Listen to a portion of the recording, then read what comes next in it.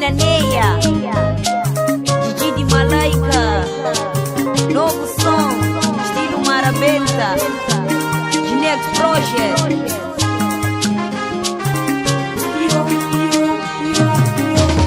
Discutir na minha vida tudo muda, minha vida tudo muda. Nossos companheiros mostrar obrigado.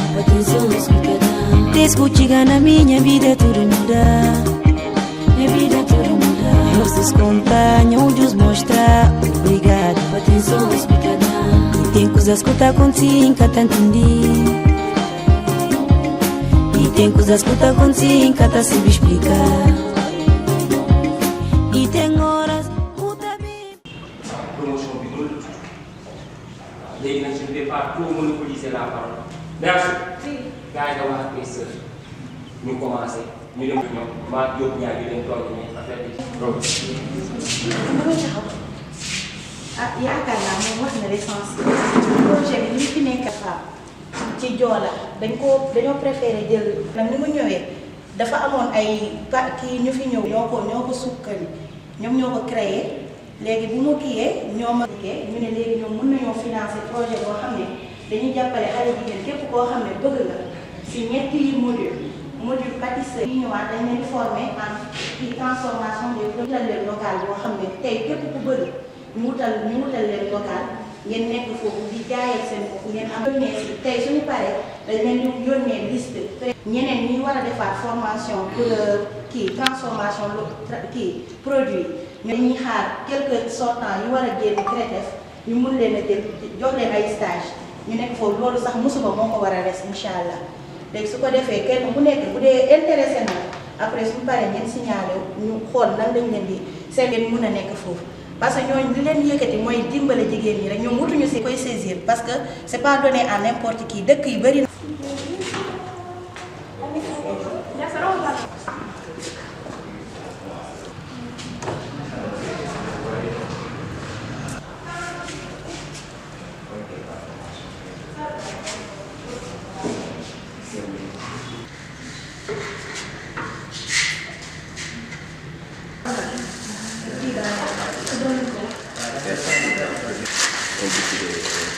Formation en pâtisserie.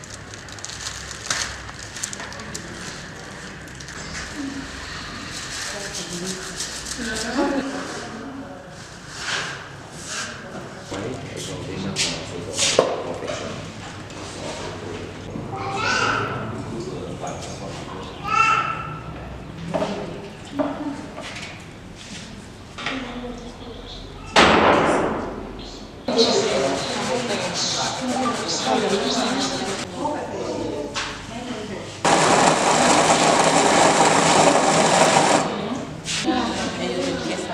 Nanti jadi. Yuri.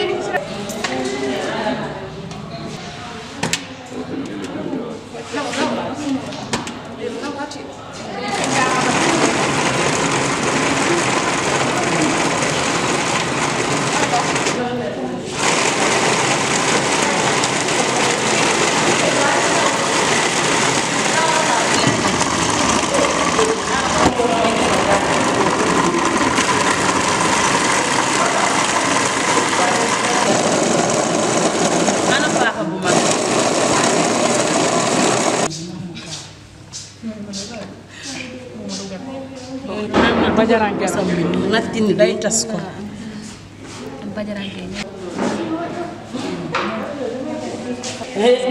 moom kaan ko mo jabaani mo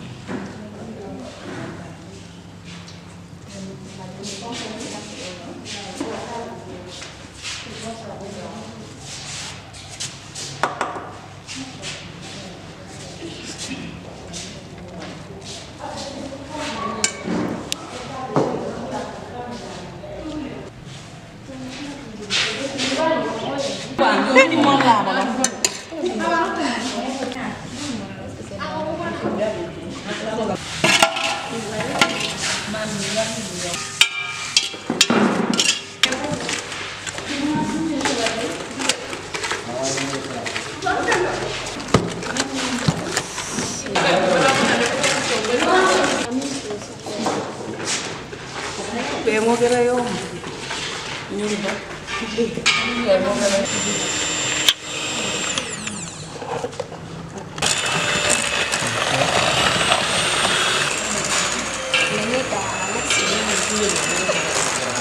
essence vanille, fleur d'orange ak nen. Sucre, beurre, xaaj tabac rek. Bomb la.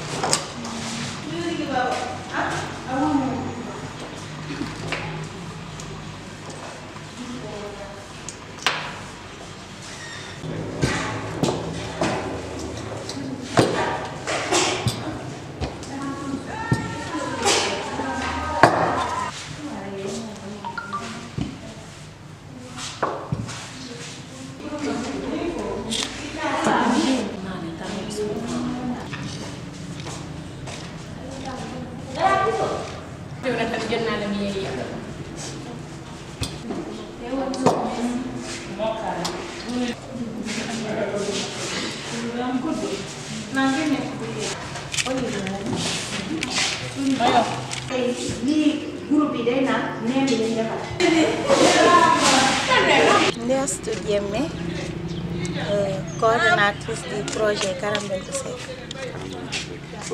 loolu moom tey macha allah ñu ngi rafetlu teewaay bi ngeen fi teew d'abord avant toute chose en plus ñuy projet bi li ko tax a ñëw mooy jàppale jigéen ñi comme nuñ ko intitulé Karambel bu Seck. Karambel bu Seck ça signifie si joola jàppale jigéen ñi loolu moo ko tax a ñëw parce que tey dañoo gis ne Vélingara la plupart jigéen ñi pour dañuy def ay formation yoo xam ne par la suite du am benn suivi.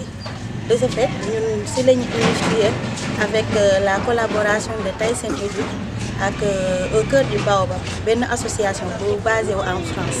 Nous avons assisté, nous avons eu une formation qui a été faite. Nous avons une formation qui a été faite. Parce que si nous avons une formation, nous avons fait ñom ñu amé d'abord ben capacité bo xamné dinañ mëna dem sen kër reprendre li ñu ñëk def fi ba paré ñu amaat suivi bo xamné formateur bi dina leen suivre ñu mën leen a jappalé ay matériel ay dons yo xamné ñom lay sen don bop lay doon daal légui su ko défé suñ paré tay dañ leen di regrouper ñu défal leen ben GIE bo xamné ki bi association bi ma wax ni légui au cœur du Baobab paré nañ pour financer projet bobu non. Légui ki volet bi ñu def tay moy volet pâtisserie légui amna 3 volets yenen amnañ benen volet bo xamné couture la amnañ volet bo xamné pour transformation des produits locaux ak volet pâtisserie légui suñ ko défé formation bi suñ ko paré bépp volet bu ñu paré rek ñoñu dinañ am matériel bon de matériel yo xamné yoy lañuy commencer liggéey bi sen liggéeyu bop lay doon dal lo xamné suñu paré ñom sen njëriñu bop lay nekk.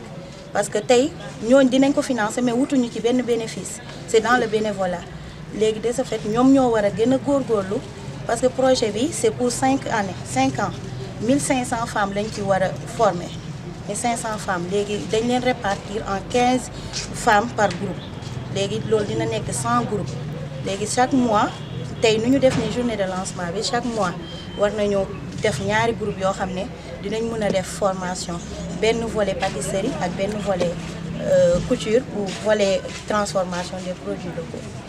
Am nañu bailleur comme ni ma ko waxé ci bi ma commencé moy Tyson Edu. Tyson Edu ça signifie tous en action pour l'insertion au Sénégal et l'éducation au Sénégal. Ñun tam so gisé ñu créer ko benn waajoo xamné Pape Sakho la tudd.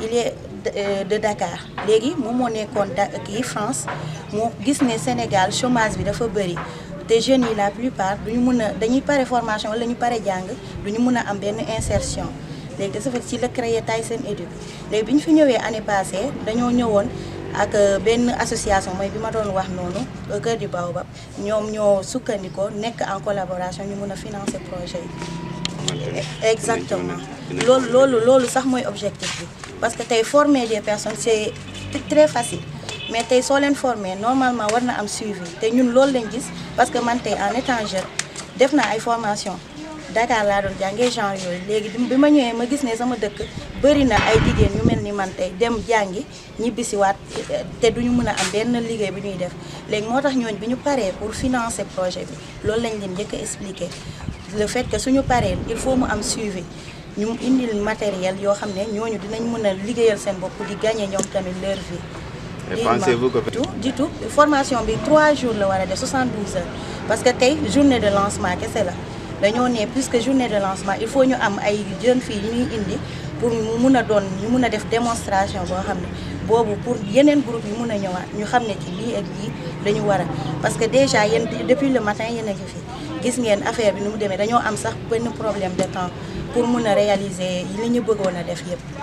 Ok alors. dañoo gis ne kii tamit Vélingara fii la defee formation fii la jàngee dem na gis na ne opportunité yi fii la ëppee donc de ce fait suñ jëlee ay formateurs Dakar à chaque fois dañuy gis ne fii mi ngi mel ni amuñu potentiel boobu noonu et pourtant y a des jeunes motivés yi fi nekk donc jeunes yooyu la ñu bëgg a ñu insérer leen ñoom tamit ñu former waat ñoom li ñu jot a jàng ci seen dëkk parce que tey suñuy def formation bi dañuy jël li nga xam ne mi ngi fii heure bii nii ressources yi fi nekk ci boppam moom la ñu mën a jël utiliser ko xam nga tey c'est facile ñu dem Dakar di jënd li fa nekk di indi mais day xaaw a jafe ci ñoom parce que xaalis beeg yooyu financièrement soo taxawul doo ko mën a def moo tax ñu jël li nga xam ne moo nekk fii ci suñu dëkk bi Vélingara ci boppam ñu mën a liggéeyee ak jeunes yooyu noonu. D'accord maa ngi leen di delloo jukkal waa Gorel TV parce que depuis le matin yéen a ngi fii ak ñun kontaan ci yéen macha allah maa ngi tenir tamit à remercier sama borom kër nga xam ne moom mooy le coordonnateur tamit ndax depuis boobu il n'a ménagé aucun effort mi ngi fii ak ñun di ñu jàppale di ñu soutenir en même temps tamit di remercier waa Amdi ñi nga xam ne ñooñu suñuy partenaire lañ waa Tyson Éduc ak au cœur du Baobab macha allah kontaan nañ trop si yéen. Ok, bonjour, je me présente, je m'appelle Bakary Poli, coordonnateur de Tyson Éduc. Tyson Éduc qui signifie Tous en Action pour l'insertion et l'éducation au Sénégal et dont son président porte le nom de Pape Sakho. Donc un grand homme, un homme social, comme le dit aujourd'hui tout le monde, le social est dans tous les cœurs. C'est ainsi qu'il nous a financé, qu'il a accompagné aujourd'hui le programme appelé Karamben Koussek pour au moins pouvoir accompagner plus de 1500 femmes dans le département de Vélingara. Et cela doit être une réussite pour tout Vélingarois. Parce qu'aujourd'hui, nous nous sommes dit, nous devons fédérer, nous devons aujourd'hui accompagner les femmes dans l'entrepreneuriat, en plus les aider aujourd'hui à se rationaliser et à se formaliser. Donc c'est ainsi qu'on a pu organiser aujourd'hui une formation en pâtisserie. Pâtisserie, donc quand je vous parle de pâtisserie, c'est-à-dire confection de gâteaux d'anniversaire, mariage, etc., viennoiserie et cuisson au four. Donc cette promotion porte le nom de Maryse Cornier. Merci.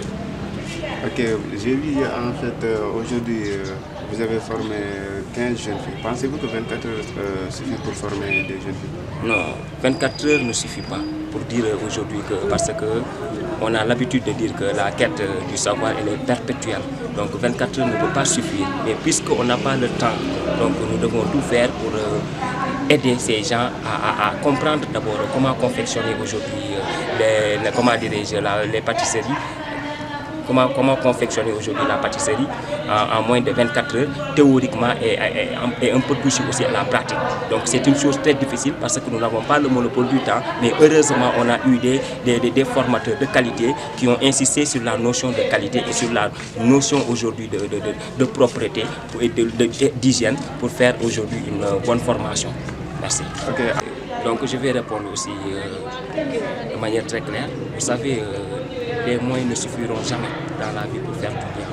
Mais nous allons féliciter aujourd'hui ces braves dames qui sont de l'association au cœur du Baobab, qui ont organisé des appels de dons pour aujourd'hui pouvoir aider ces braves femmes vélingaroises qui sont là aujourd'hui pour participer à cette formation.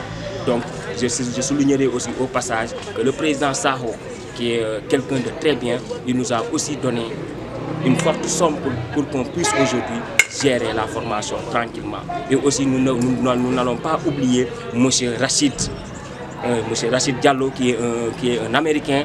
Lui aussi il nous a appuyé pour aujourd'hui qu'on puisse bien gérer la formation pour aujourd'hui le plaisir de tous les Vélingarois. Merci. Quand on parle aujourd'hui de développement, donc on doit s'inspirer de ceux qui sont au niveau local. Donc c'est la raison pour laquelle j'ai vu qu'aujourd'hui il y a une expertise qui est là. Il y a des jeunes qualifiés qui sont là, qui peuvent former naturellement et avec sagesse. Donc on a choisi ces jeunes pour qu'ils puissent aujourd'hui former nos sœurs dans le domaine de la pâtisserie, qui est un domaine très, comment dirais-je, qui est un domaine aujourd'hui qui comble tout le monde, parce que tout le monde mange aujourd'hui ces choses que vous voyez, soit on mange du pain, soit on mange aujourd'hui comment dire, des galettes, des nems, des gâteaux. Donc tout le monde aime ça. Donc c'est la raison pour laquelle nous nous sommes battus aujourd'hui pour garder ce qu'on a, parce que il faut se battre aujourd'hui pour garder les ressources locaux et investir dans son terroir. Donc c'est la raison pour laquelle, puisqu'on a dit que la formation touche les Vélingarois, je n'ose pas appeler un autre qui n'est pas de Vélingara. Donc je privilégie forcément les Vélingarois. Merci. Pouvez-vous nous rappeler que signifie ça pas Karamben Kousek? Karamben Kousek, c'est un terme diola qui signifie soutien aux femmes. Donc Karamben Kousek signifie soutien aux femmes. Merci. Merci. Je vais remercier le grand Simbala Diakité, PDG de Samco Facility. Et je ne vais pas oublier aussi Babacar Mbouk de Ami et mon frère Lamine Baldé de Gorel TV. Et le président aussi Tyson Educ et tous les membres de Tyson Educ que je ne cesserai de remercier. Et ABC Engineering dont je suis le gérant. Et les braves femmes de l'association au cœur du Baobab, dont je peux citer la présidente qui s'appelle Nelly Sakho, Maryse Cornette, Eugénie, Virginie et je salue tout le monde de toute façon. Donc je les remercie tous. Merci. Merci. Indema yetore. Aïssatou Diallo, Vélingara Fulbe. Aïssatou Diallo. Formation adduno men do. Ari meden soholno do me hebani do. Allah wadande me ari formation pour affaire debbo dal woni fewnugol pizza, gâteau et cake dîner. Ɗum hande adduno men formation machallah mo moƴƴi dal.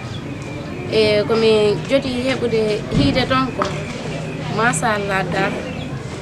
Gila mi ari mi fewni cake et pizza et gâteau pour anniversaire ni. E solo mare.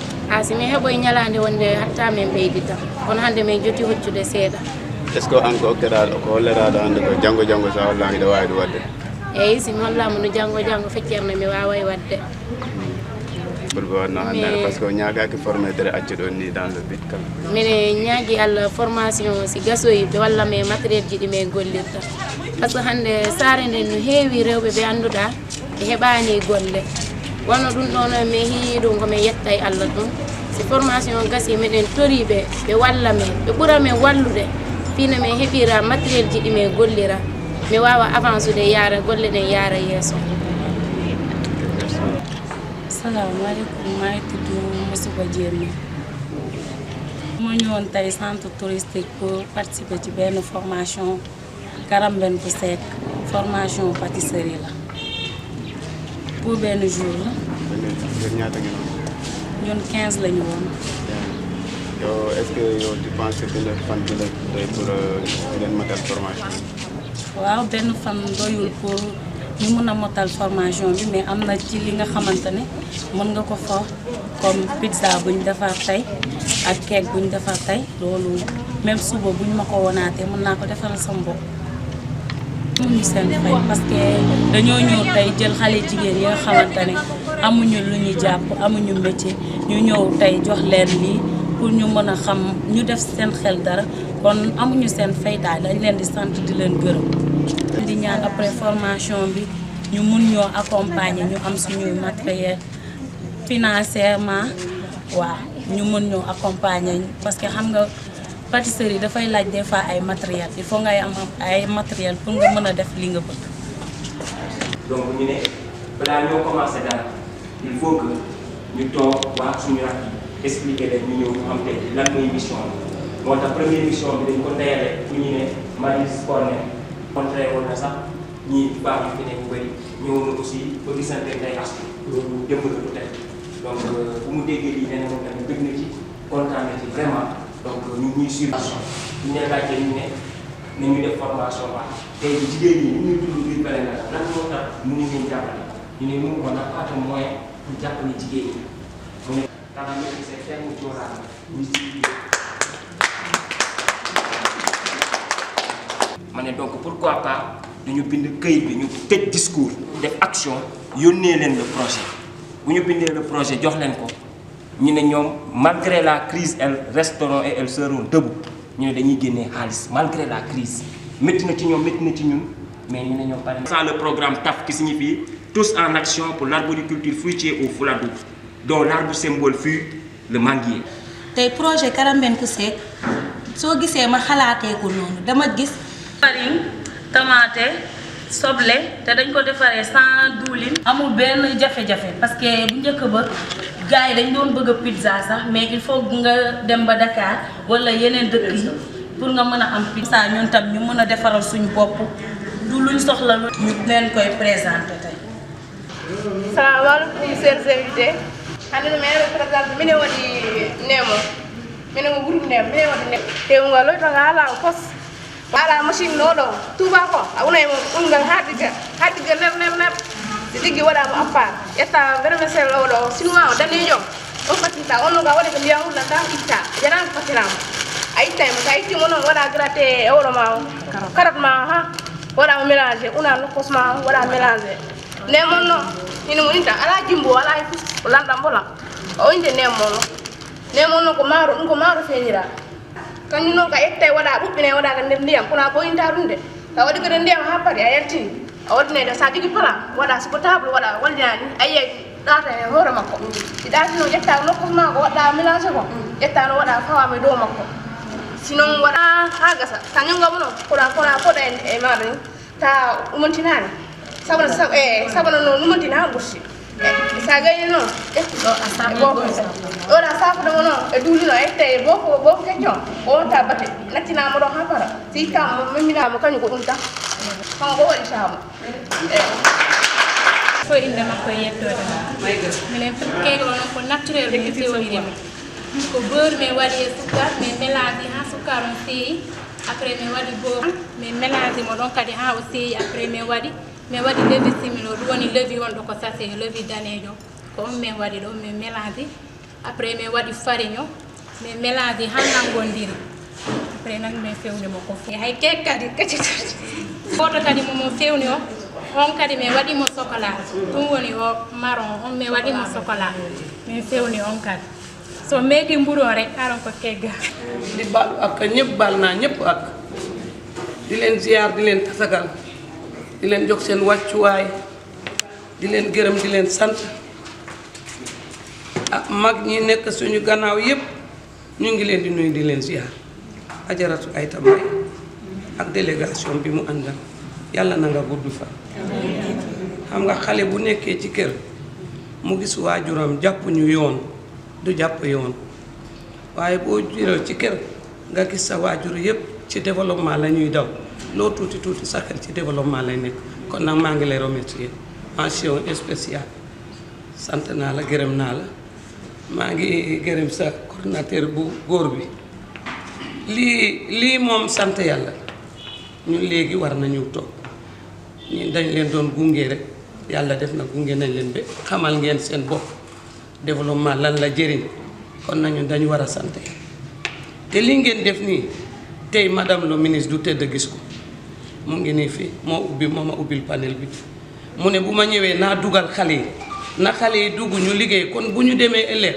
xale yi mun a pérenniser suñu zakki bu yàlla dogalee tey ngeen invité ma lu mel nii maa ngi ñaan yàlla na projet bi dem ci kanam yéen mi jiite projet bi yàlla na ngeen yàgg a jiite lu mel nii man li ma ciy wax rek ay formation yu bari jaar nañ ci région de Kolda département bi diplôme boo gis kër goo dem diplôme yaa ngi ne gàññ mais lii suñu problème bi suivi bi damay laaj ñaan partenaires yi na am suivi mu am foo leen taxaw boo leen amee tam foo leen di liggéey affaire bi ndax ñun fii su waa mairie indi woon délégation dama leen doon ñaan waa mairie jàppale nit ñi am place fi ñuy def li ñuy liggéey ñu mun a développer bàyyi tàllal loxo soo gisee tey projet bi ma indi Saare Bassi téeméeru jigéen ñu ngi fay li moom la député yi ñëw seet ni honorable gis na ko te yóbbu naa madame Thiam Dakar mu ne ma yóbbu nit madame Thiam dem na day ñëwaat dina formé waat nit ñi dinañu gisee ak waa mairie ñu jàppale leen ngeen am fi ngeen di liggéey soo leen liggéeyee tam ngeen am place fi ngeen koy jaay bu soobee yàlla dinañu def loolu xam nga ñun tam maa ngi leen di nuyu ci turu monsieur le préfet du département di nuyu ci turu monsieur le maire di nuyu kii président ki ko remplacé fii mu ngi nii fii Mama Samba Diaw maa ngi nuyu présidente xale yu góor yi di ko gërëm di ko sant ñoom ñu ngi nii ñoom ñoo leen war a jàppale waaw ñoo mun a am kaddu pour ñu mun a may leen fi ngeen di def seen bagage yi fekk boo leen liggéey te ngeen bañ a toog bu ñu leen formé rek na ngeen góorgóorlu ngeen def liggéey sant naa leen gërëm naa leen yàlla na liggéey bi jëm ci kanam yàlla matat seen de remercier du fond du cœur tous les participants ici présents. Je commencerai par le secrétaire du conseil régional de la jeunesse, en même temps vice-président du conseil communal de la jeunesse de Vélingara, en la personne de Ibrahim Khalid Baldé. Remercier notre très chère maman, la présidente du club de solidarité des femmes du département de Vélingara, comité consultatif plutôt, mère Fatou Moré Baldé. Vous remercier du fond du cœur Petit Colis, communément appelé. Remercier également Madame la coordinatrice du GIE en vue. À ces remerciements et associer l'ensemble des participants et participantes ici présents. Au nom du conseil départemental de la jeunesse de Vélingara, je voudrais louer la démarche que vous avez entreprise dans le cadre de la capacitation des femmes, mais surtout des jeunes femmes. Nous ne sommes pas sans oublier, nous sommes dans un pays où le référentiel c'est le plan Sénégal émergent, dans lequel il y a l'axe 3 qui met en relief le capital humain. Qui parle du capital humain doit forcément se référer sur les données désagrégées de la population sénégalaise, je veux dire la représentativité des femmes et celle des jeunes. Quand il s'agit de la jeunesse, nous représentons actuellement les 62% de la population sénégalaise. Et donc aujourd'hui, on ne peut pas développer ce pays-là sans passer par la jeunesse. C'est ce que nous avons compris, c'est ce que également vous avez compris, c'est ce qui nous motive de venir vous épauler, de venir rester à vos côtés pour vous dire ne vous sentez pas seuls, sachez que nous sommes avec vous et Inch'Allah Rabbi, nous allons ensemble travailler pour que le GIE qui est en vue, que vous voulez en tout cas professionnaliser dans ce département, que ça soit une réalité et qu'il puisse être un réceptacle pour toutes les femmes et toutes les filles qui envisageront d'embrasser ce métier. C'est un métier en réalité. La cuisson ou la cuisine en non seulement, c'est pour régler le problème d'estomac et s'en passer. Non, loin de là. Aujourd'hui, il y a des femmes qui ont construit des maisons grâce à ce métier. Il y a des hommes qui ont construit leur propre maison grâce à ce métier. Qui peut rester 12 jours sans mettre quelque chose sous la dent? Tant que tu es sain, nous ne pouvons pas le faire.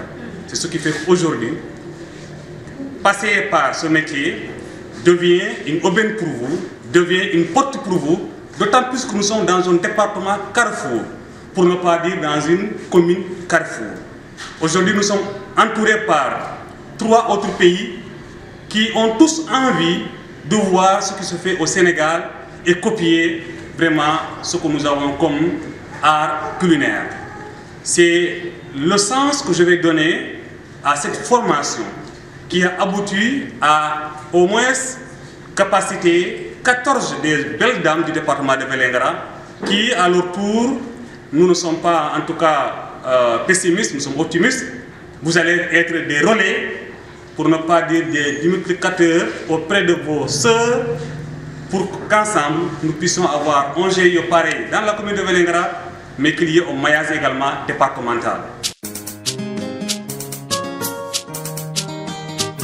Menina Neia, Didi de Malaika, novo som, estilo Marabenta, de Next Project.